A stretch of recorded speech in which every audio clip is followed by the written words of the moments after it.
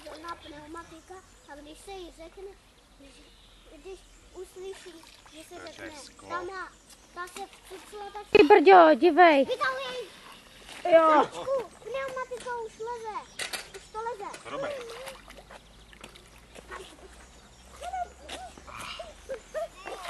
Hele, ty brďo.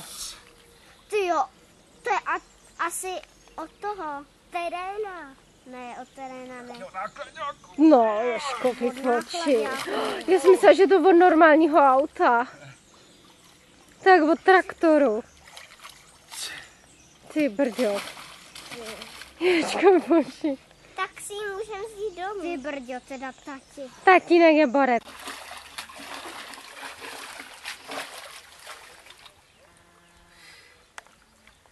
Tak.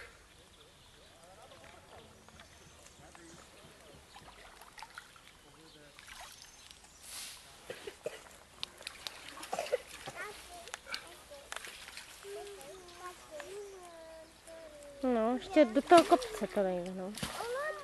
Mami, ty konem nechci jít. To není pro nás.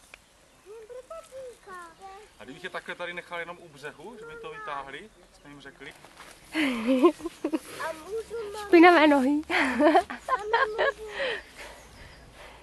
První pneumatika, žička je venku. Super. Druhý úlovek. Ty brďo.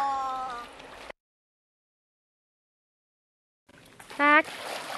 Tak to je pneumatika Pneumant z východního Německa, číslo 3. Super. Bacha.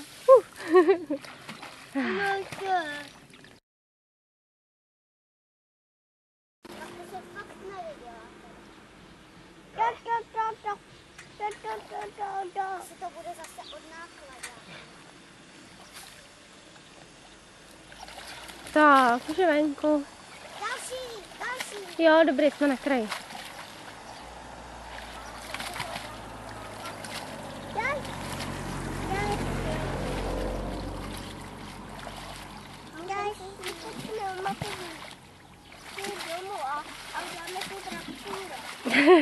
Tak. Slyšíš, Zdeněček? Jo, čtvrtá. Můžeme si udělat auto pěkný. Zdeněček říkal, že si z nich můžeme udělat trakturek, z těch pneumatik. No to je. Tak pozor. No, já moc uhejbat nemůžu. Tak. Tak. Pacha! Dobrý.